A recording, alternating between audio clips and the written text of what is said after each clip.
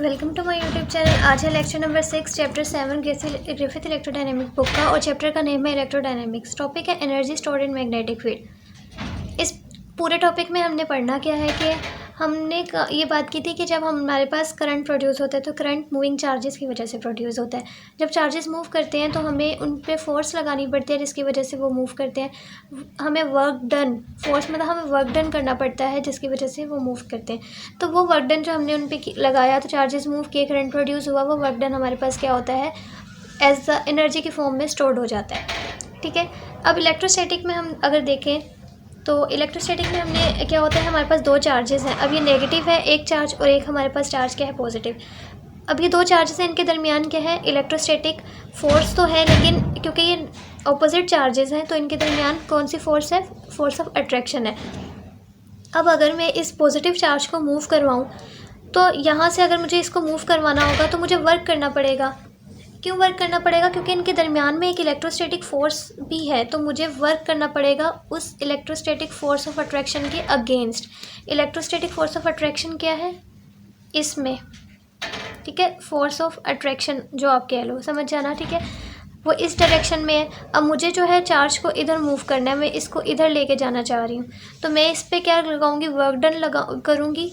तो और मैं इसको इधर लाने के लिए वर्क डन करना पड़ेगा क्योंकि ये इसको इस तरफ खींच रहा है। तो मैं वर्क डन जो होगा मेरा, वो इस फोर्स ऑफ अट्रैक्शन के अगेंस्ट होगा। और वो वर्क डन, जब वर्क डन हो जाएगा तो वो in the form of energy stored हो जाएगा, क्योंकि ये पूरा क्या है, इलेक्ट्रिक फील्ड है, चार्जेस हैं, इलेक्ट्रिक फील्ड है, तो वो एनर्जी जो होगी वो हम कहेंगे कि वर्क डन जो है in the form of energy in electric field में स्टोर्ड हो गया। ओके, अब इस पूरे को पढ़ते हैं कि between these two charges there is electrostatic attraction force. When we move positive charge we need to do work against electrostatic force. This work done is stored in the form of energy in, ये electric field है तो electric field में, और this energy is called, जो work energy में convert हो गया वो एनर्जी मेरे पास अब क्या होगी, एनर्जी स्टोर्ड इन इलेक्ट्रोस्टैटिक। ठीक है। सेम इसी तरह अगर मेरे पास एक क्या हो, ये स्प्रिंग है और मुझे स्प्रिंग को स्ट्रेच करके, इस पर M1 लगा हुआ है और इस पर क्या है, M2 है, मुझे स्प्रिंग को स्ट्रेच करके इधर लेके जाना है। तो मैं अगर इसको खींच रही हूँ तो इस पर क्या है, एक रीस्टोरिंग फोर्स भी तो है ना, जो इस तरफ है, ठीक है, रीस्टोरिंग फोर्स है।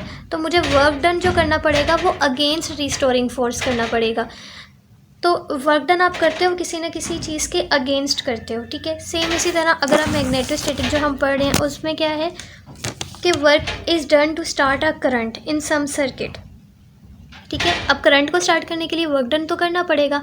अब करंट किसकी वजह से प्रोड्यूस होता है, ईएमएफ की वजह से। तो हम किसके अगेंस्ट वर्क करेंगे, मैग्नेटिक फील्ड, मैग्नेटोस्टैटिक में अगेंस्ट ईएमएफ, ठीक है, अगेंस्ट ईएमएफ जो कि बैक ईएमएफ होती है इन एनी सर्किट।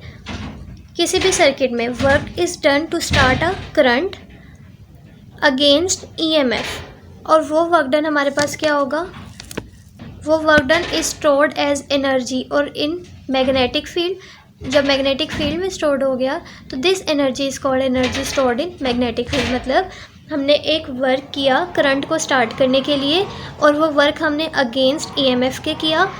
अब चूंकि ये मैग्नेटिक फील्ड में है तो वो वर्क डन हमारे पास स्टोर्ड हो गया in the form of energy और मैग्नेटिक फील्ड में। तो हम इस पूरे को क्या बोल सकते हैं कि energy stored in magnetic field. अब ये जो हमारे पास वर्क है ये फिक्स्ड अमाउंट का होता है और हम इसको रिकवर भी कर सकते हैं, मतलब when you get it back when current is turn off. अब इसके बाद हमने इसकी डेरिवेशन करनी है कि वो वर्क कितनी अमाउंट में वो वर्क होगा, ठीक है। वो वर्क कैलकुलेट करने के लिए हम क्या करेंगे, डेरिवेशन करेंगे। हम कहते हैं अगर DW जो है वो वर्क डन है in moving DQ charges, DQ charges को मूव करवाने के लिए DW वर्क की है, तो EMF किसके इक्वल होगी, EMF क्या होती है, work done per unit charge.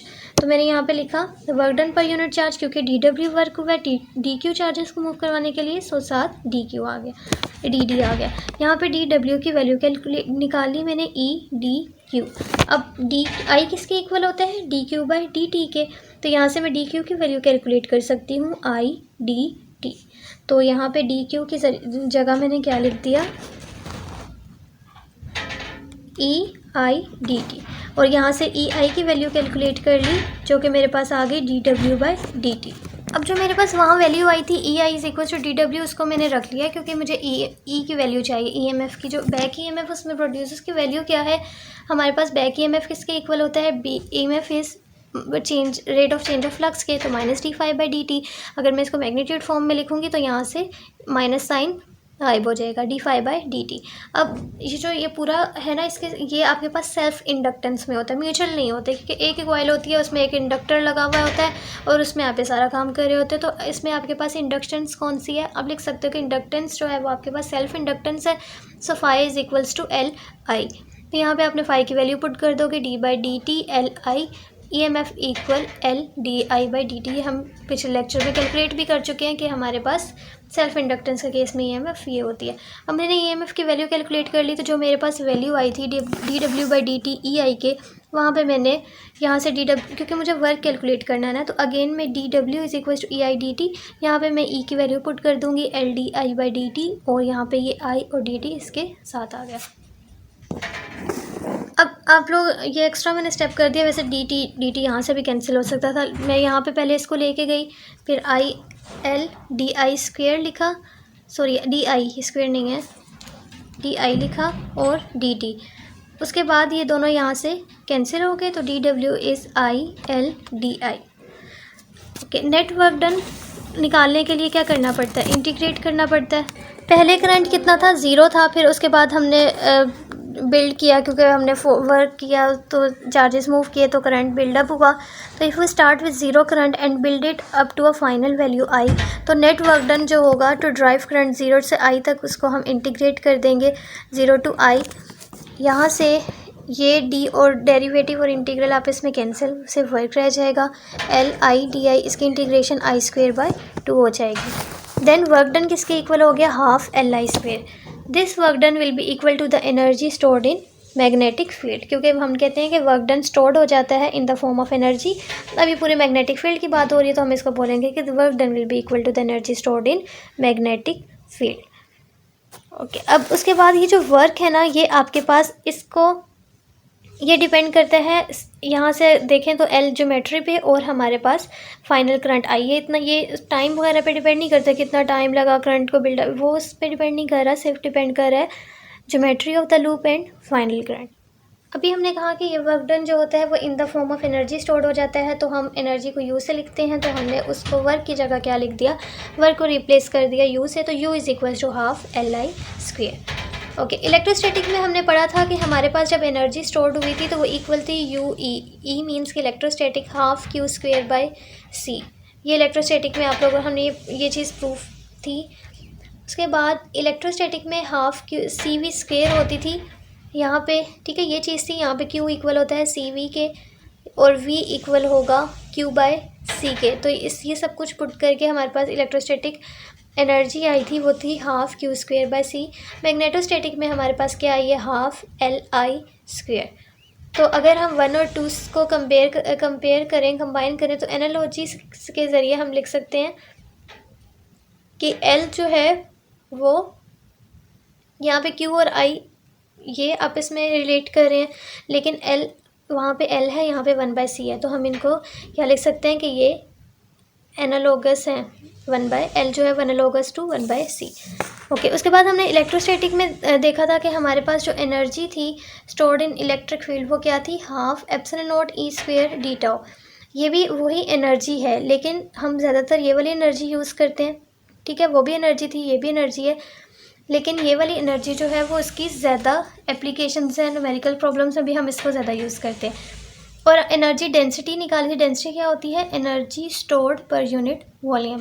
तो एनर्जी डेंसिटी किसके इक्वल थी, हाफ एप्सिलॉन नॉट ई का स्क्वायर। तो मैग्नेटोस्टैटिक में आपके पास एनर्जी डेंसिटी किसकी इक्वल होती है, हाफ एप्सिलॉन नॉट था, और मैग्नेटोस्टैटिक में हमारे पास क्या होता है, म्यू नॉट, वो डिवाइड में होता है, डिवाइडेड बाय म्यू नॉट, यहाँ पे बी स्क्वायर और डी टाउ आ जाएगा over all space.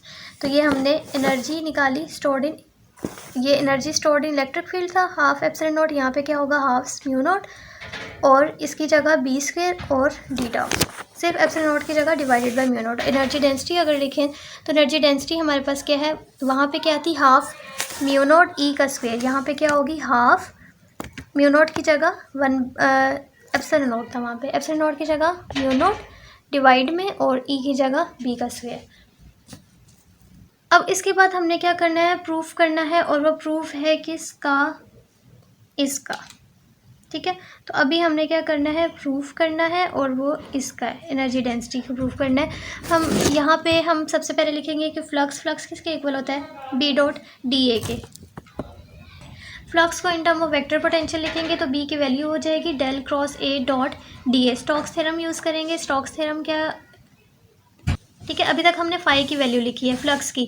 Flux equal था बी डॉट डी ए से, यहाँ से फ्लक्स इक्वल हो गया डेल क्रॉस ए से ए के, और इस पर स्टोक्स थ्योरम यूज़ करके हमने ए dot D L cross integral लिख दिया। ठीक है, तो क्रॉस के लिए मैंने यहाँ पे सी लिख दिया, ये अभी तक सरफेस था। फ्लक्स किसके इक्वल होता है, एल आई के, हमने यहाँ पे एल आई लिख दिया। क्रॉस कर्व ए डॉट डी एल, उसके बाद हम यहाँ पे मल्टीप्लाई करेंगे हाफ आई को on both side of the equation. तो यहाँ पे हाफ एल को हाफ आई को मल्टीप्लाई करेंगे तो ये हाफ एल आई स्क्वेयर बन जाएगा, और यहाँ पे हाफ आई और ए डॉट डी एल ऐसे आ जाएगा। उसके बाद हम इस आई को अंदर भेजेंगे। ठीक है, तो हमने आई को सिंपल ए के साथ अंदर लिखा, और अगर ये हमने सिंपल आई की बात की है, ठीक है, करंट है, यहाँ पे मुझे वॉल्यूम लेते हैं क्योंकि वो हमारे पास मोस्ट जनरल केस होता है। तो डब्ल्यू इज़ हाफ, अगर वॉल्यूम के लिए होगा तो आई किसके, जे, क्योंकि जे क्या होता है वॉल्यूम करंट डेंसिटी, साथ में एल की जगह आप क्या आ जाएगा, डी टाउ आ जाएगा। अब हम एम्पेयर्स लॉ यूज़ कर रहे हैं, क्यों यूज़ कर रहे हैं, ताकि हम एलिमिनेट कर सकें जे को। तो एम्पेयर्स लॉ क्या होता है, del cross B is equal to mu naught J, यहाँ से मैं जे की वैल्यू कैलकुलेट कर दूँगी, del cross B over mu naught. तो work is equal to half mu naught, इसकी वैल्यू पुट किया है सिंपल, ये हो गया। अब यहाँ पे मैं प्रोडक्ट रूल यूज़ करूँगी क्योंकि मुझे इसकी वैल्यू के चाहिए, और प्रोडक्ट रूल नंबर 6 होगा जो कि इक्वल होता है del dot A cross B के। सबसे पहले बी को ऐसे लिखेंगे डेल और ए का क्रॉस, फिर हम ए को ऐसे लिखेंगे डेल और बी का क्रॉस प्रोडक्ट। अब del dot A cross B, B A del cross A किसके इक्वल होता है, बी के, तो इसके यहाँ पे बी की वैल्यू लिख दी, आगे सिंबल आ गया। ये दोनों क्या करेंगे, आपस में डाइवर्जेंस है तो बी स्क्वेयर हो जाएगा, बाकी चीज़ एज इट इज़।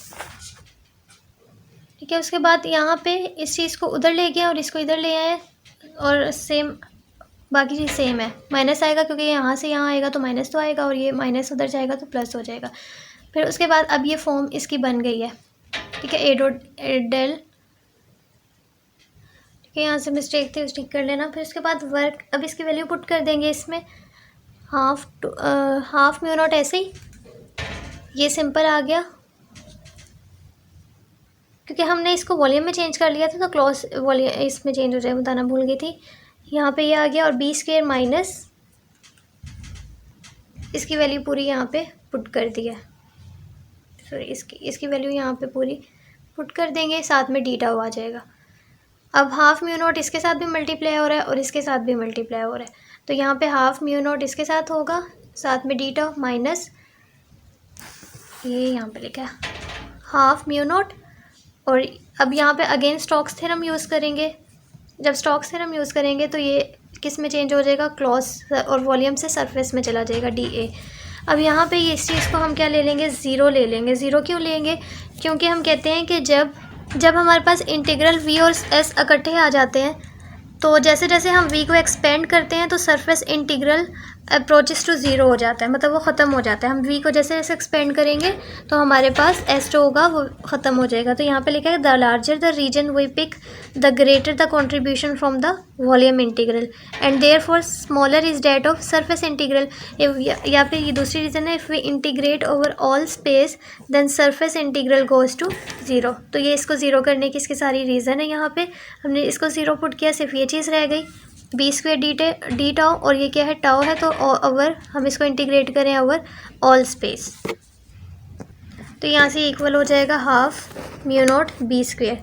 तो यहाँ से हमने एनर्जी डेंसिटी को प्रूफ कर लिया। एनर्जी डेंसिटी क्या होती है, energy stored per unit volume, density इसकी इक्वल होती है। तो ये हमारे पास क्या आई है, एनर्जी डेंसिटी आई है। तो हम कहेंगे कि the energy stored in magnetic field is amount this per unit volume. So I hope you understand this lecture. Thank you so much for watching. Allah Hafiz.